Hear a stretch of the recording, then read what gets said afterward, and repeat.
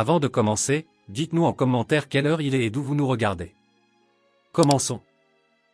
Quelque part entre les crêtes du canyon et la garrigue sans fin, là où le vent transportait la poussière au lieu de la pluie, un homme trouva quelque chose qu'il ne cherchait pas. Corbin Thorne se dirigeait vers son puits cet après-midi-là quand il la vit, effondrée contre la clôture en bois. Une jeune femme, plus grande que toutes celles qu'il avait vues, ses cheveux sombres emmêlés de terre et de sang. Elle portait une peau de cerf et des broderies de perles qui la désignaient comme une apache. Ses lèvres étaient gercées et blanches. Quand il lui offrit la louche d'eau, elle le regarda avec des yeux qui contenaient plus de suspicion que de gratitude. Mais elle but. 3 fois elle but. Et quand elle eut fini, elle se leva, silencieuse, le dominant de sa taille, et le fixa comme pour mémoriser son visage. Puis elle se tourna et s'enfonça dans les collines sans un seul mot. Corbin la regarda disparaître dans le mirage de chaleur, pensant que ce serait la fin de l'histoire. Il avait tort. Corbin Thorne vivait sur cette terre depuis assez longtemps pour savoir quand quelque chose était sur le point de mal tourner. Le ranch se trouvait dans une vallée peu profonde où l'herbe poussait rare, et le voisin le plus proche était à 2 jours de cheval vers le sud. Il avait choisi l'isolement à dessein. Pas de questions, pas de problème, juste du bétail, quelques chevaux et le genre de silence qui laissait un homme oublier ce qu'il avait laissé derrière lui. Il ne fuyait rien en particulier, juste le bruit des gens qui pensaient mieux savoir que les autres. Ce soir-là, après que la fille apache eut disparu dans les collines, Corbin vaqua à ses occupations comme toujours. Il nourrit les chevaux, vérifia la ligne de clôture là où le bois avait commencé à pourrir, répara une charnière de portail qui grinçait depuis des semaines. Mais son esprit revenait sans cesse à elle. La façon dont elle l'avait regardée, ni effrayée, ni reconnaissante non plus, juste consciente, comme si elle l'avait jaugé et avait décidé quelque chose dont il n'était pas au courant. Il se dit que cela n'avait pas d'importance. Les gens traversaient ce territoire tout le temps. Des prospecteurs, des vagabonds, des autochtones se dirigeant vers ou revenant des postes de traite plus à l'ouest. Elle s'était perdue, s'était blessée, et maintenant elle était partie. C'était tout. Mais cette nuit-là, allongé sur le lit de camp étroit de sa cabane, Corbin ne pouvait se défaire du sentiment que l'air avait changé. Les chevaux étaient agités. Il pouvait les entendre bouger dans le corral, leurs sabots grattant la terre. Une fois, le hongre laissa échapper un hennissement aigu qui déchira l'obscurité. Corbin s'assit, écoutant. Rien ne suivit, juste le vent qui poussait contre les murs et l'appel lointain de quelque chose qui chassait dans les collines. Il se recoucha, fixant les poutres brutes du plafond. Demain, il irait au pâturage nord vérifier le troupeau, demain, tout reviendrait à la normale. Il se disait encore cela quand le soleil se leva. Corbin sortit aux premières lueurs, enfilant ses bretelles et plissant les yeux contre l'éblouissement. Le ciel était clair, d'un bleu pâle virant au blanc sur les bords. La vallée s'étendait devant lui, parsemée d'herbes folles et de formations rocheuses. Et puis il les vit. Au début, il crut que ses yeux lui jouaient des tours. Des ombres sur la ligne de crête, mais les ombres ne bougeaient pas comme ça. Les ombres ne restaient pas assises sur des chevaux dans une immobilité parfaite, observant. Il en compta 10, puis 20, puis arrêta de compter. Il bordait la crête au nord, la colline à l'est, la pente qui descendait vers le lit du ruisseau asséché à l'ouest. Partout où il regardait, il y avait d'autres guerriers apaches à cheval, lances et fusils visibles même à cette distance. Ils n'avançaient pas. Ils ne faisaient pas de bruit. Ils étaient juste là, entourant son ranch comme un nœud coulant resserré. La main de Corbin se déplaça instinctivement vers le fusil appuyé contre le montant de la porte, mais il s'arrêta. À quoi servirait un fusil contre une armée? Il s'avança dans la cour, ses bottes crissant sur la terre battue. Les chevaux dans le corral étaient pressés contre la clôture du fond, tête haute, naseaux dilatés. Eux aussi le sentaient. Le danger. Corbin balaya à nouveau la ligne de crête du regard, essayant de comprendre ce qu'il voyait. Ce n'était pas un raid. Les pillards se déplaçaient vite, frappaient fort et disparaissaient. C'était autre chose. C'était délibéré. C'était un message. Mais quel message? Sa gorge se serra. Il pensa à la fille. Allô? À la façon dont elle l'avait regardé avant de partir. Et puis, comme invoqué par cette pensée, un mouvement attira son attention. Un cavalier solitaire se détacha du groupe sur la crête nord et commença à descendre la pente. Lentement, de manière contrôlée. Le cheval descendit la pente rocheuse avec le genre de précision qui venait d'un cavalier né en selle. Corbin ne bougea pas, n'attrapa pas le fusil, ne courut pas. Il resta juste là, au milieu de sa cour, à regarder le cavalier approcher, se demandant si c'était le jour où sa chance l'abandonnerait enfin. Le cavalier s'arrêta à 50 pieds. Un homme plus âgé, son visage marqué par des années de soleil, de vent et quelque chose de plus dur. Le commandement. Il ne portait pas de peinture de guerre, mais il n'en avait pas besoin. L'autorité émanait de lui comme la chaleur d'une pierre. Derrière lui, d'autres cavaliers apparurent. Des dizaines d'entre eux, flanquant, observant. Corbin déglutit difficilement. Le silence s'étira, épais et suffocant. Et puis le vieux guerrier leva une main.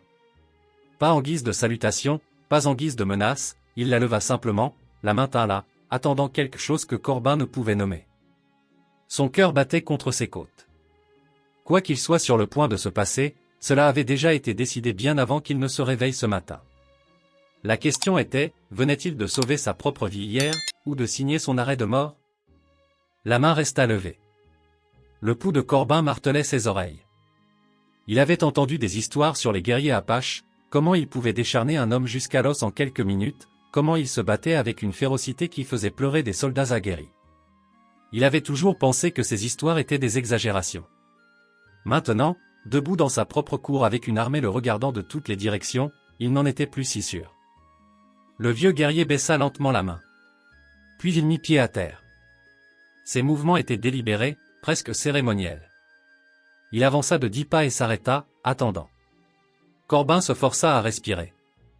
C'était un test. Ça devait l'être. S'il l'avait voulu mort, il le serait déjà. Ils avaient eu toute la nuit pour l'incendier ou lui tirer une flèche par la fenêtre. Au lieu de cela, ils avaient attendu le lever du soleil. Attendu qu'il les voie. Cela signifiait quelque chose. Il s'avança, parcourant la même distance, 10 pas.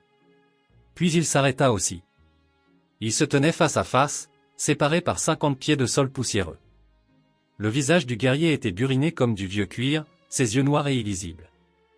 Des mèches grises striaient ses longs cheveux.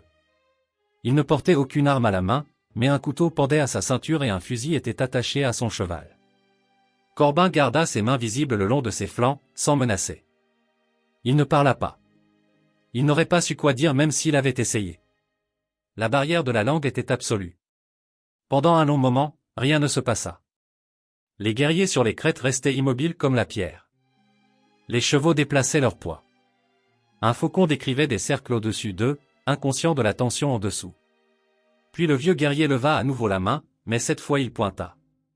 Pas vers Corbin. Vers le puits. L'estomac de Corbin se noua. Le puits. L'eau. La fille. Le guerrier baissa la main et fit un geste, celui de verser de l'eau, de boire. La signification était claire. Corbin hocha lentement la tête. Oui, il avait donné de l'eau à quelqu'un. La fille. Hier. L'expression du guerrier ne changea pas, mais quelque chose bougea dans sa posture. Il tourna légèrement la tête et cria quelque chose dans sa propre langue. Un mouvement sec et autoritaire ondula à travers les guerriers.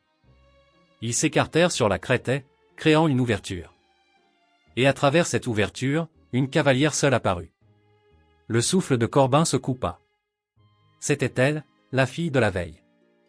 Mais elle avait l'air différente maintenant. Ses cheveux étaient tressés et décorés de perles. Elle portait une peau de cerf propre et un collier de turquoise et d'argent. Elle était assise bien droite sur un cheval peint, et même à cette distance, sa taille était frappante. Elle devait mesurer près de 6 pieds, peut-être plus. Elle se démarquait même parmi les guerriers. Elle descendit la pente avec la même grâce contrôlée que le vieux guerrier. Quand elle atteignit le fond de la vallée, elle ne s'arrêta pas à distance comme il l'avait fait. Elle chevaucha droit sur lui, s'arrêtant à 10 pieds, assez près pour que Corbin puisse voir clairement son visage. Elle le regarda avec le même regard scrutateur que la veille. Puis elle parla. Son anglais était hésitant, mais clair. Toi Donéo. Ce n'était pas une question. C'était une déclaration, une reconnaissance. Corbin hocha la tête. Oui. Elle jeta un coup d'œil au vieux guerrier, puis revint à Corbin. Toi pas savoir qui. Encore une fois, pas une question. Corbin secoua la tête. Non. Vous étiez blessé. Vous aviez besoin d'aide. Quelque chose vacilla dans ses yeux. De la surprise, peut-être, ou du respect. Elle se tourna vers le vieux guerrier et parla rapidement en apache. Il écouta sans expression, puis répondit par un seul mot. La fille se tourna à nouveau vers Corbin. « Mon père, dire-toi courageux ou idiot. » La gorge de Corbin s'assécha.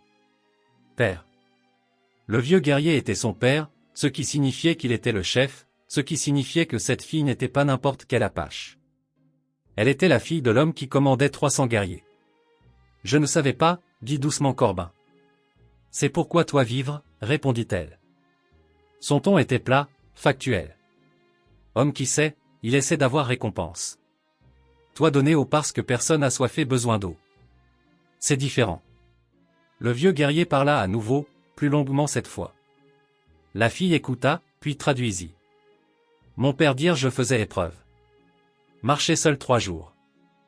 Pas nourriture, pas eau. Prouvée forte. Prouvée prête. » Elle marqua une pause. « Je suis tombé. Frappé tête. Perdu chemin. Ton eau sauvé vie. » Corbin sentit le poids de 300 paires d'yeux sur lui. « Je suis content que vous alliez bien. » Elle pencha légèrement la tête, l'étudiant. « Toi pas peur? » « Je suis terrifié, » admit Corbin. « Mais tirer ou courir ne changera rien. Alors, je reste ici. » Pour la première fois, quelque chose ressemblant à de l'amusement effleura son visage. Elle parla à nouveau à son père. Il hocha la tête une fois, puis se tourna et retourna à son cheval. La fille regarda Corbin une dernière fois. Nous regarder. Voir si toi dire vérité ou mensonge. Voir si toi dire à autres hommes blancs où nous sommes. Voir si toi bon ou mauvais. Combien de temps? Demanda Corbin. Elle ne répondit pas. Elle tourna simplement son cheval et remonta la pente. Le vieux guerrier monta et la suivit. Corbin resta dans sa cour alors que le soleil montait. Les guerriers ne partirent pas. Ils s'installèrent en position sur les crêtes, devenant partie intégrante du paysage. Observant. Il était prisonnier dans sa propre maison, et il n'avait aucune idée de la durée de sa peine. 3 jours passèrent. Les guerriers restèrent sur les crêtes comme des sentinelles taillées dans la pierre. Ils changeaient de position, mais ne partaient jamais. La fumée de leur feu s'élevait dans le ciel chaque soir. Corbin essaya de vaquer à ses occupations, mais tout semblait faux. Il nourrissait les chevaux sous des yeux attentifs. Il réparait des poteaux de clôture, sachant que chaque mouvement était étudié. Il puisait de l'eau au puits, le même puits où il avait trouvé la fille, et se demandait s'il comptait chaque seau qu'il remontait. Le sommeil venait par fragments. Chaque son à l'extérieur le réveillait en sursaut. Les chevaux sentaient sa tension et devenaient nerveux. Le hongrebet donna des coups de pied dans la clôture jusqu'à ce que Corbin doive le déplacer dans un enclos séparé. Le 4e matin, Corbin se réveilla en constatant que quelque chose avait changé. L'un des guerriers était descendu de la crête pendant la nuit et avait laissé quelque chose près de sa porte. Un paquet enveloppé dans une peau. À l'intérieur, il trouva de la viande séchée et une jarre en argile remplie d'eau. Il la fixa, essayant de comprendre le message. Le ravitaillait-il parce qu'il le respectait, ou s'assurait-il qu'il reste en vie assez longtemps pour terminer leur test? Quoi qu'il en soit, il mangea la viande. Elle était coriace et très salée, mais c'était de la nourriture. Ses propres provisions commençaient à baisser, et il ne pouvait pas vraiment aller en ville avec une armée bloquant toutes les routes hors de la vallée. Le 5e jour, l'isolement commençait à lui peser. Il avait toujours préféré la solitude, mais c'était différent. C'était être observé à chaque instant de veille. Il commença à parler aux chevaux juste pour entendre une voix, même si c'était la sienne. Le 6e jour, la fille revint. Elle descendit seule cette fois, sans son père. Elle s'arrêta au même endroit qu'auparavant, à 10 pieds de là où Corbin se tenait dans la cour. « Toi toujours là, dit-elle. »« Je n'avais pas vraiment le choix, répondit Corbin. Elle mit pied à terre et s'approcha. De près, sa taille était encore plus frappante. Elle était presque aussi grande que lui, et Corbin n'était pas un petit homme. Ses yeux étaient vifs, intelligents. Elle l'étudia comme si elle lisait une carte.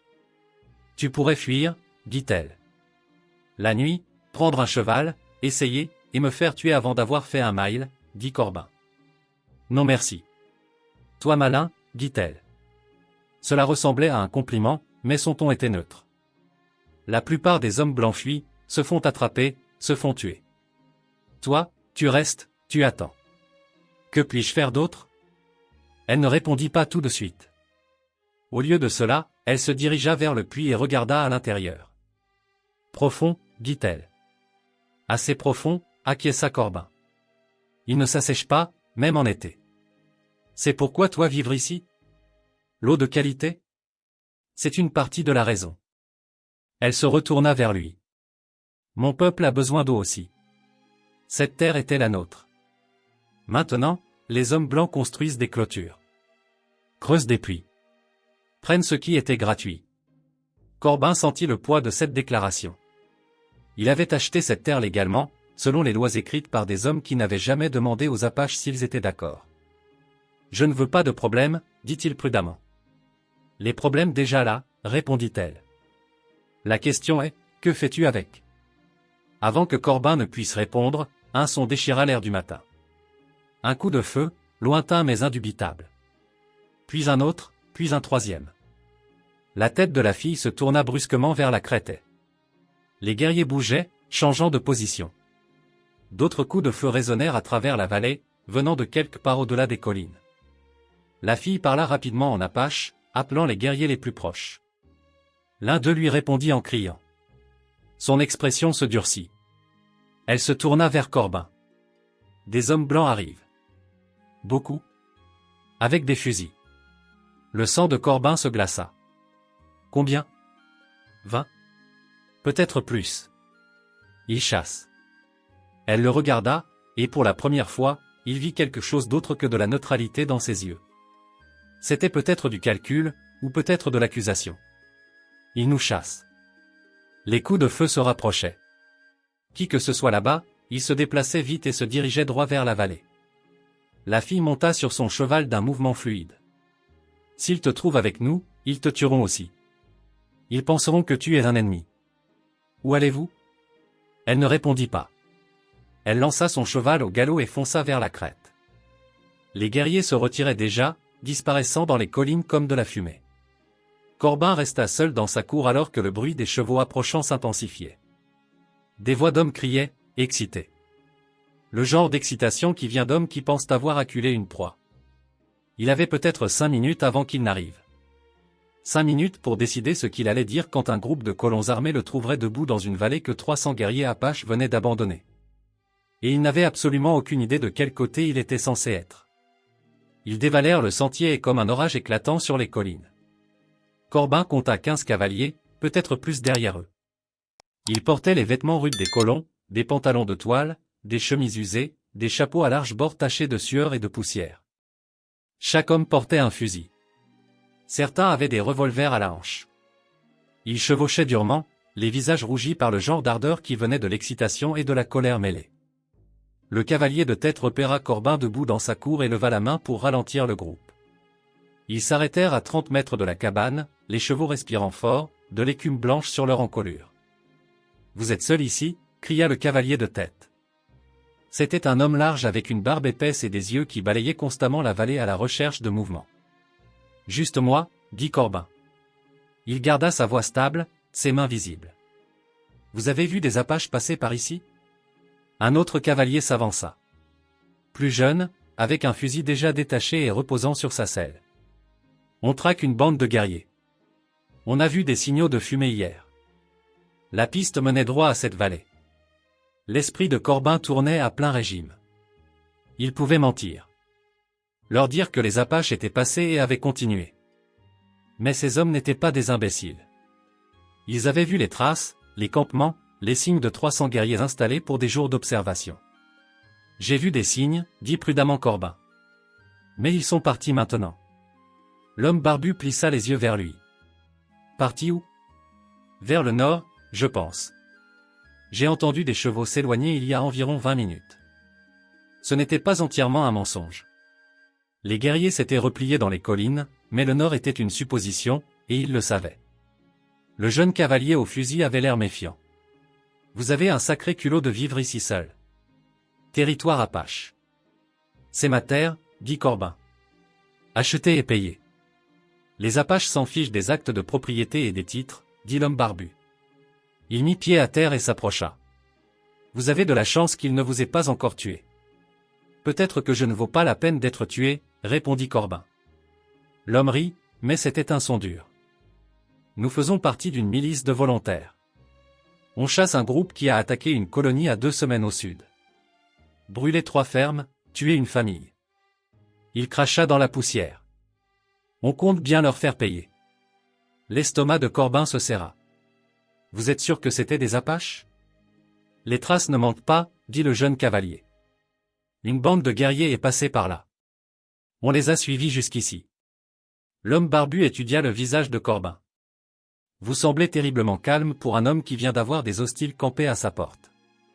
La panique n'aide à rien, dit Corbin. Vous cachez quelque chose? La main du jeune cavalier se resserra sur son fusil. J'essaie juste de rester en vie, dit Corbin. Comme tout le monde. L'homme barbu le dépassa en direction de la cabane. Ça vous dérange si on jette un œil? Et qu'on donne de l'eau aux chevaux? Corbin n'avait pas vraiment le choix. Servez-vous. Les hommes mirent pied à terre et se dispersèrent. Certains menèrent les chevaux à l'abreuvoir. D'autres firent le tour de la cabane, vérifiant les traces, les signes. Le jeune cavalier resta en selle, observant Corbin avec une méfiance ouverte. Vous avez des provisions là-dedans? Demanda l'homme barbu en désignant la cabane. Assez pour tenir. On pourrait en utiliser un peu. Ça fait 3 jours qu'on chevauche. On vous paiera un prix juste. Corbin hocha lentement la tête.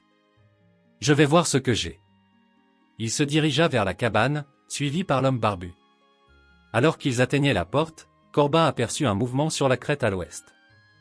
Juste un scintillement, une forme qui aurait pu être un rocher ou un guerrier observant à couvert. Les Apaches n'étaient pas partis. Ils s'étaient juste assez repliés pour éviter le combat. Ils étaient toujours là, observant toujours. Et si ces miliciens les trouvaient, la vallée allait être baignée de sang. L'homme barbu entra dans la cabane. Corbin suivit, son esprit analysant les possibilités. Il pouvait leur dire la vérité, que les Apaches n'étaient pas des pillards, qu'ils étaient là depuis des jours sans causer de tort. Mais le croirait-il? Ou penserait-il qu'il avait été compromis? Devenu un sympathisant. Vous avez du café? Demanda l'homme barbu, scrutant les étagères. Un peu, dit Corbin. Bien. On prendra tout ce que vous pouvez donner. Il se tourna pour faire face directement à Corbin. Et vous allez nous dire exactement où ces Apaches sont allés. Ce n'était pas une demande. C'était un ordre. Corbin regarda les yeux durs de l'homme et sut que le moment était venu. Il pouvait pointer vers le nord et les envoyer chasser des ombres. Il pouvait pointer vers l'ouest et les conduire dans une embuscade. Ou il pouvait leur dire la vérité et risquer de se faire tirer dessus comme un traître à son propre peuple. Dehors, un des hommes cria, « J'ai trouvé des traces fraîches. » Beaucoup. Ils ne sont pas loin. L'expression de l'homme barbu changea. Sa main alla à son revolver. Ils sont partis depuis combien de temps? Corbin croisa son regard. Pas assez longtemps. L'homme barbu dégaina son revolver et sortit. Corbin le suivit, le cœur battant. Les miliciens se rassemblaient près de la clôturée, là où le sol était assez meuble pour retenir les empreintes. Clair comme le jour, des dizaines de chevaux non ferrés se déplaçant en schémas organisés. Ils étaient là, dit un homme, s'agenouillant pour examiner les traces. Ils étaient là depuis des jours, à vue de nez. Le jeune cavalier tourna son fusil vers Corbin. Vous avez menti. Il ne faisait pas que passer. Il campait ici. J'ai dit que j'avais vu des signes, répliqua Corbin, gardant sa voix égale. Je n'ai pas dit qu'ils m'avaient attaqué. Et pourquoi diable ne l'ont-ils pas fait? Exigea l'homme barbu. Vous êtes un colon blanc sur leur terre. Pourquoi vous laisseraient-ils vivre? Corbin avait une chance de bien gérer cela. Une chance d'empêcher ces hommes de chevaucher dans les collines et de commencer un massacre. Peut-être parce que je ne leur ai pas donné de raison de me tuer. Vous sympathisez avec eux? La voix du jeune cavalier était tranchante d'accusation. Je sympathise avec le fait de rester en vie, dit Corbin. Ils avaient 300 guerriers sur ces crêtes. S'ils m'avaient voulu mort, je le serais.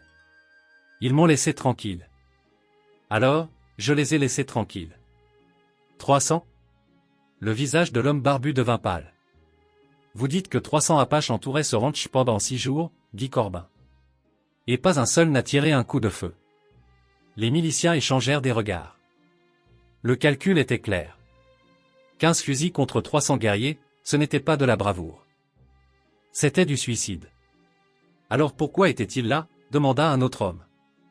Les bandes de guerriers ne campent pas comme ça sans raison. Corbin choisit ses mots avec soin. J'ai aidé quelqu'un, une des leurs. Je lui ai donné de l'eau quand elle en avait besoin. Ils sont venus voir quel genre d'homme j'étais. Elle? Les yeux du jeune cavalier se plissèrent. Vous avez aidé une squaw?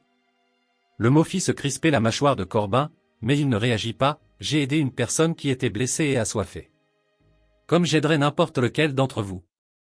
Et ils vous ont récompensé en encerclant votre ranch? L'homme barbu ne semblait pas convaincu. Ils observaient. S'assurer que je n'allais pas courir à la ville la plus proche et ramener une armée. Corbin fit un geste vers la milice. On dirait qu'ils avaient raison de s'inquiéter. L'homme barbu rengaina son revolver, mais garda la main près de lui. On a des familles dont les maisons ont été brûlées, des enfants tués. Vous vous attendez à ce qu'on laisse passer ça? Je m'attends à ce que vous soyez sûr de chasser les bonnes personnes, dit Corbin. Ceux qui étaient ici n'ont attaqué personne. Ils me testaient. Vous testez pourquoi? Avant que Corbin ne puisse répondre, un son traversa la vallée. Un appel, aigu et perçant. Ni humain, ni animal, quelque chose entre les deux. Un signal. Chaque homme se figea. Les chevaux s'agitèrent nerveusement. L'appel retentit à nouveau, résonnant sur les parois du canyon, et cette fois, on lui répondit. De la crête nord, puis du sud, puis de l'ouest. La vallée s'emplit de sons, les entourant. Ils sont toujours là, murmura le jeune cavalier. Son fusil tremblait dans ses mains. L'homme barbu scruta les crêtes. Rien de visible, juste de la roche, de la broussaille et des ombres. Mais les appels continuaient. Plus proche maintenant, se resserrant comme un nœud coulant. Ansel, ordonna-t-il. On part. Maintenant. On est venu ici pour se battre, protesta un homme. On est venu ici pour combattre des pillards, pas 300 guerriers sur leur propre terrain. L'homme barbu se hissa en selle. Bougez. Les hommes se précipitèrent vers leurs chevaux. Le jeune cavalier garda son fusil pointé vers les crêtes, reculant vers sa monture. En quelques secondes, ils furent tous en selle, les chevaux dansant de peur. L'homme barbu regarda Corbin d'en haut. Vous êtes un imbécile si vous restez ici. Peut-être, dit Corbin. Mais c'est toujours chez moi. Ce ne sera plus chez vous quand ils l'auront brûlé. L'homme lança son cheval au galop. Allons-y. Ils partirent rapidement, se dirigeant vers le sud par où ils étaient venus. Le tonnerre des sabots s'estompa rapidement, avalé par le vent du désert. Corbin resta seul dans sa cour. Les appels cessèrent. Le silence s'installa sur la vallée comme la poussière après une tempête. Puis, un mouvement sur la crête. La fille apparut la première, descendant sur son cheval peint. Derrière elle, son père. Derrière lui, une douzaine de guerriers. Ils descendirent lentement, délibérément. Lorsqu'ils atteignirent le fond de la vallée, la fille mit pied à terre et se dirigea vers Corbin. Son expression était illisible. « Toi pas leur dire où nous sommes, dit-elle. Non. Tu aurais pu. Ils ne nous tueront pas. Tu aurais pu les rendre heureux. Je ne veux voir personne se faire tuer, dit Corbin. Elle l'étudia pendant un long moment. Puis elle se tourna et parla à son père en apache. Le vieux chef écouta, puis regarda Corbin avec ses yeux noirs scrutateurs. Il dit quelque chose de bref. Tranchant, final. La fille traduisit. Mon père dire, épreuve terminée. Toi réussir. Corbin sentit quelque chose se relâcher dans sa poitrine. Du soulagement, peut-être, ou de l'épuisement. Que se passe-t-il maintenant? L'expression de la fille changea. Pas tout à fait un sourire, mais presque. Maintenant, nous parler. Le chef mit pied à terre et se dirigea vers la cabane de Corbin sans demander la permission. Ce n'était pas de l'agression.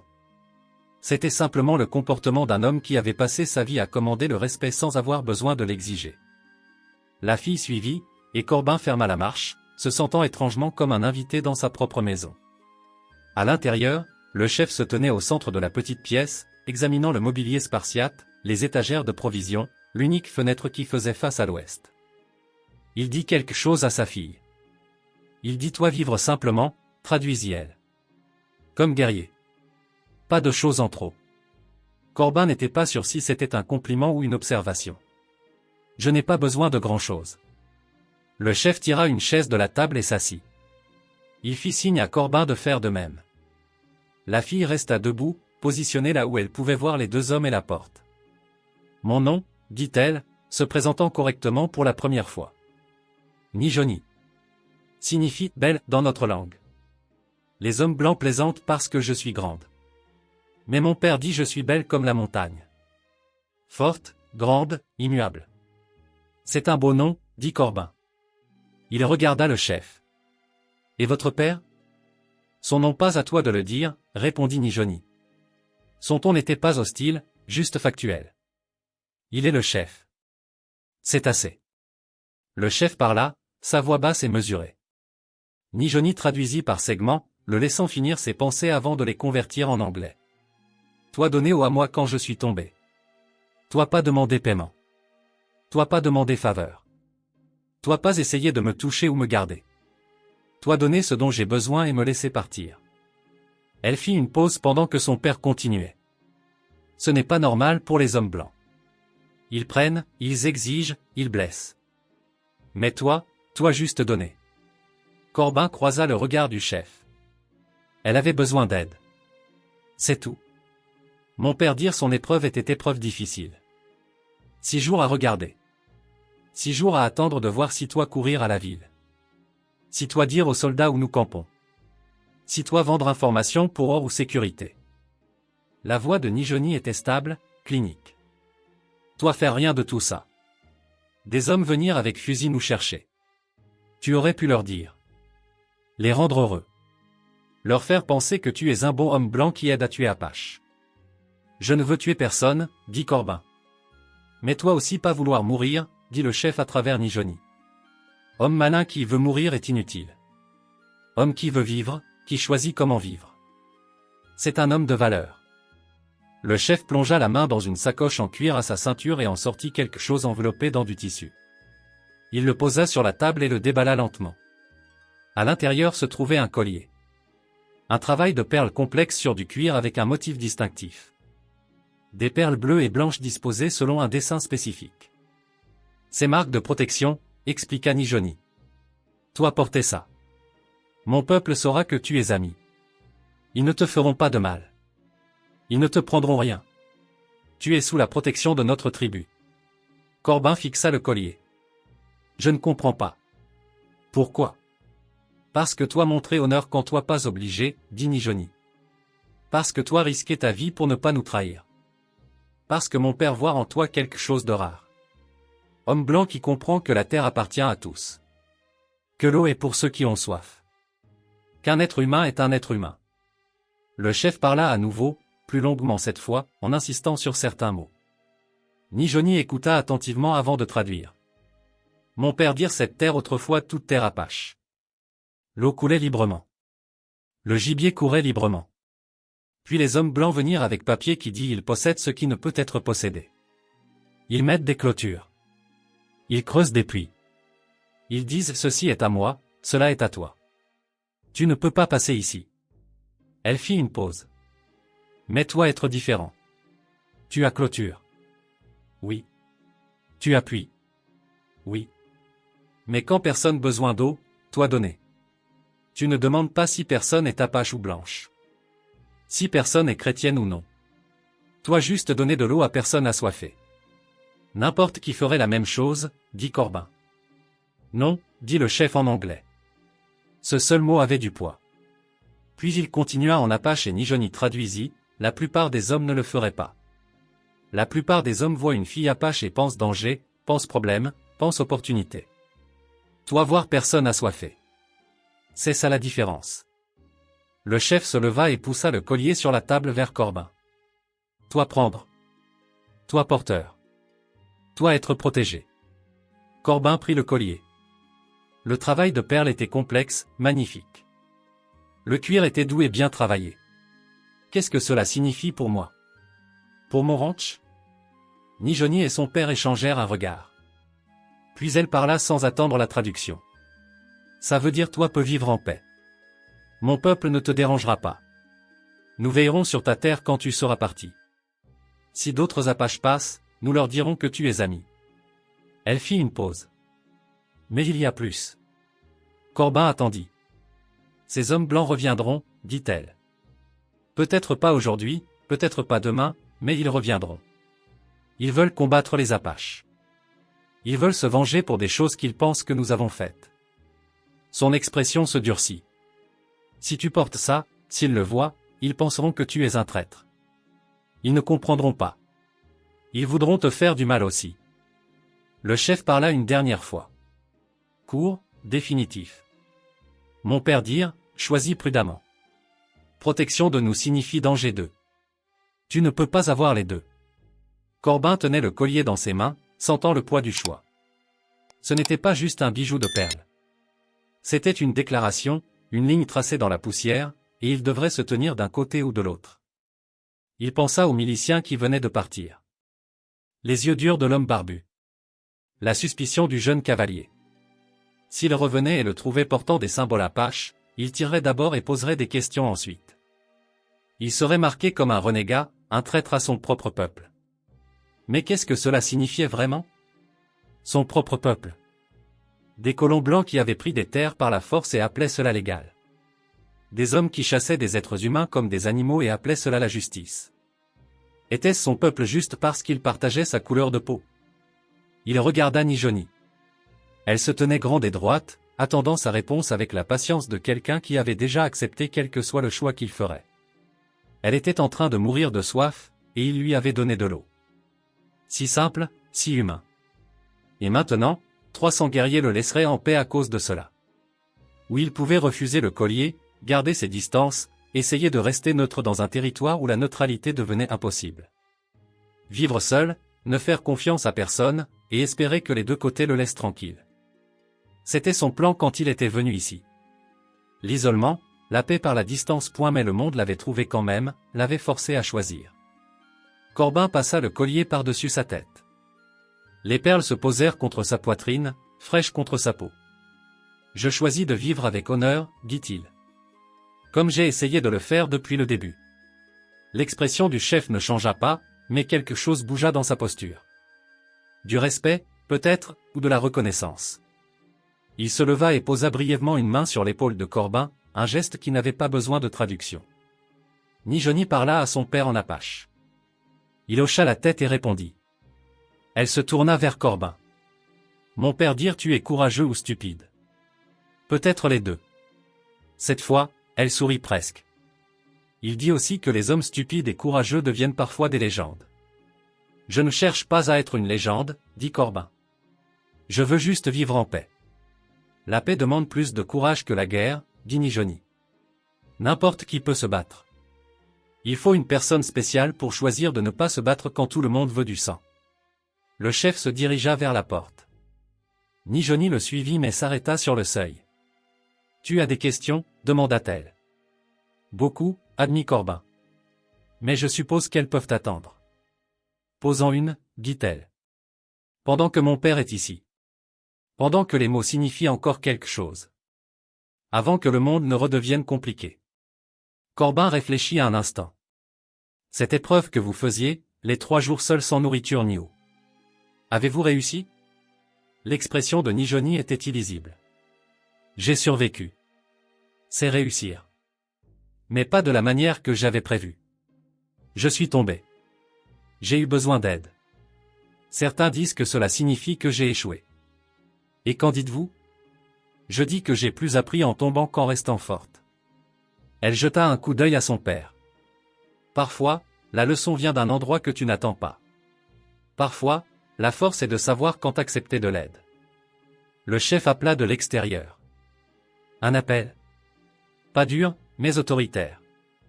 Nijoni franchit la porte. Mon peuple part maintenant. Nous allons au nord vers les terres d'été. Les hommes blancs rendent difficile de rester n'importe où longtemps. Toujours à pousser, toujours à prendre. Reviendrez-vous? Demanda Corbin. Peut-être. Si nous avons besoin d'eau. Elle le regarda. Si nous avons besoin de nous rappeler que tous les hommes blancs ne sont pas les mêmes. Elle se dirigea vers son cheval et monta d'un mouvement fluide. Le chef était déjà sur sa monture. Les guerriers se rassemblèrent derrière lui. Ils se retiraient. Quittaient la vallée. Le siège était terminé. L'épreuve était finie. Corbin se tint sur le pas de sa porte et les regarda partir. Nijoni regarda en arrière une fois, leva la main dans un geste qui pouvait être un adieu ou une reconnaissance. Puis ils disparurent, s'évanouissant dans les collines comme des ombres au coucher du soleil. La vallée retomba dans le silence, le genre de silence qui semblait anormal après des jours à être observé. Corbin toucha le collier sur sa poitrine. Les perles étaient chaudes de sa peau maintenant. Plus fraîches. Il était protégé. Il était aussi marqué. Et quelque part au sud, 15 hommes armés retournaient à leur colonie avec des histoires de guerriers apaches dans ces collines. Des histoires qui se répandraient. Des histoires qui amèneraient plus d'hommes, plus de fusils, plus de problèmes. La paix qu'il avait voulu semblait plus lointaine que jamais. Mais au moins, maintenant, il savait de quel côté il se tenait. Et si des hommes venaient chercher la guerre, ils devraient d'abord lui passer sur le corps. Il espérait juste avoir fait le bon choix, car il n'y avait pas de retour en arrière possible. 3 semaines passèrent. La vallée s'installa dans un calme précaire. Corbin travaillait sa terre, s'occupait de ses animaux et gardait le collier visible sur sa poitrine. Il ne le cachait pas, ne l'enlevait pas. Si les problèmes devaient venir, il les affronterait selon ses propres termes. Les problèmes arrivèrent un mardi matin. De la poussière s'éleva sur la piste sud. Des cavaliers se déplaçant rapidement. Corbin compta 8 hommes cette fois, moins que la fois précédente, mais mieux armés. Le chef de la milice barbu était de retour, et il avait amené des renforts. Ils chevauchèrent droit vers le ranch et formèrent un demi-cercle autour de la cour. Fusil prêt. On a entendu des rumeurs, cria l'homme barbu. On a entendu qu'un éleveur par ici commerçait avec l'ennemi. Ses yeux se fixèrent sur le collier. J'imagine que les rumeurs étaient vraies. Corbin resta sur ses positions. Je ne commerce avec personne. Je vis en paix. C'est du travail de perle apache, dit le jeune cavalier, la voix tendue de colère. Vous portez leur couleur. Ça fait de vous l'un des leurs. Ça fait de moi quelqu'un qu'ils ne tueront pas, répliqua Corbin. Ça semble être un choix pratique en territoire hostile. Ça fait de vous un traître, dit l'homme barbu.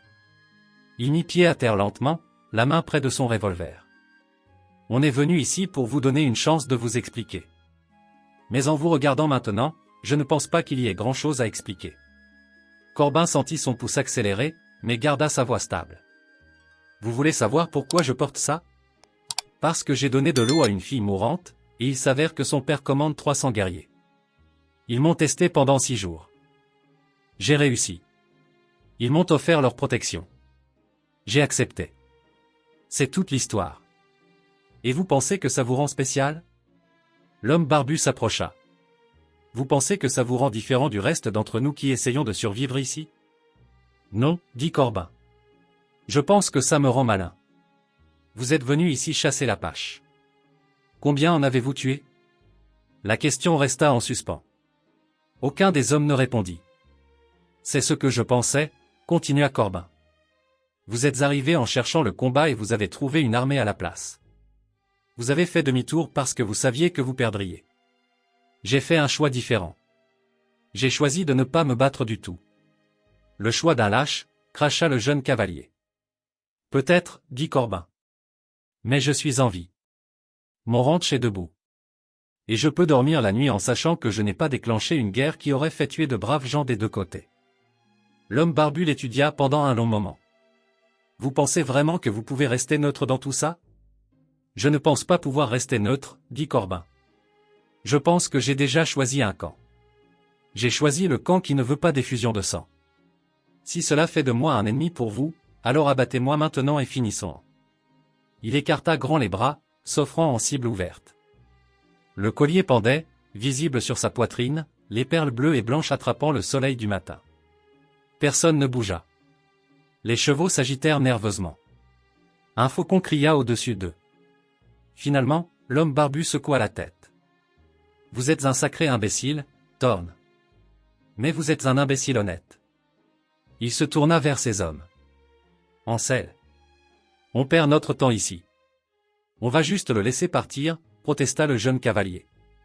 Il ne fait de mal à personne, dit l'homme barbu. Et si les Apaches veulent le laisser tranquille, c'est leur affaire. On a de vrais problèmes à régler. Des colons qui se font attaquer. Des familles qui ont besoin de protection. Cet homme n'est pas un de ces problèmes. Il remonta en selle et regarda Corbin une dernière fois. Mais ne vous attendez pas à ce qu'on accourt si vous avez besoin d'aide. Vous avez fait votre choix. Vivez avec. J'en ai l'intention, dit Corbin. Ils repartirent, plus lentement cette fois. Moins agressifs. Le jeune cavalier regarda en arrière une fois avec un mélange de colère et de confusion. Puis ils disparurent, laissant la poussière retomber dans l'air du matin. Corbin resta seul dans sa cour. La vallée était à nouveau vide. Pas de guerriers sur les crêtes, pas de milices sur les pistes. Juste lui, son ranch, et le choix qu'il avait fait. Il se dirigea vers le puits et remonta un seau d'eau. Froide, claire, épargnée par la chaleur du jour. Il la versa dans l'abreuvoir pour les chevaux, la regardant clapoter et se calmer. Ce soir-là, alors que le soleil plongeait vers les collines de l'ouest, Corbin vit un mouvement sur la crête. Une cavalière seule, grande et droite en selle. Ni observait de loin, s'assurant qu'il avait survécu à la confrontation. Quand elle le vit la regarder, elle leva une main en signe de reconnaissance. Puis elle tourna son cheval et disparut dans les ombres grandissantes. Corbin toucha le collier sur sa poitrine. Il lui avait coûté la confiance de son propre peuple, mais lui avait valu quelque chose de plus précieux. Une paix authentique dans une terre où la paix était aussi rare que la pluie. Il entra dans sa cabane, alluma une lampe contre l'obscurité venante, et s'assit pour le simple repas qu'il avait préparé. Dehors, la vallée s'étendait, silencieuse sous les premières étoiles. Pas d'armée observant, pas d'homme chassant. Juste la terre et le ciel, et la connaissance tranquille que parfois, la chose la plus courageuse qu'un homme puisse faire est de choisir de ne pas se battre. Son ranch tiendrait bon, l'eau coulerait, et quand des voyageurs assoiffés passeraient, Apaches ou blancs, amis ou étrangers, il leur offrirait à boire et les laisserait continuer leur chemin. Ce n'était pas un grand héritage, mais c'était honnête. Et dans un territoire déchiré par la violence et la peur, l'honnêteté valait plus que de l'or. Corbin Thorne avait donné de l'eau à une fille qui en avait besoin. En retour, il avait trouvé quelque chose qu'il ne savait pas qu'il cherchait. Une façon de vivre avec honneur dans une terre où l'honneur était en voie d'extinction. Le choix avait été simple. Les conséquences étaient dures. Mais il referait le même choix si on le lui demandait. C'était suffisant.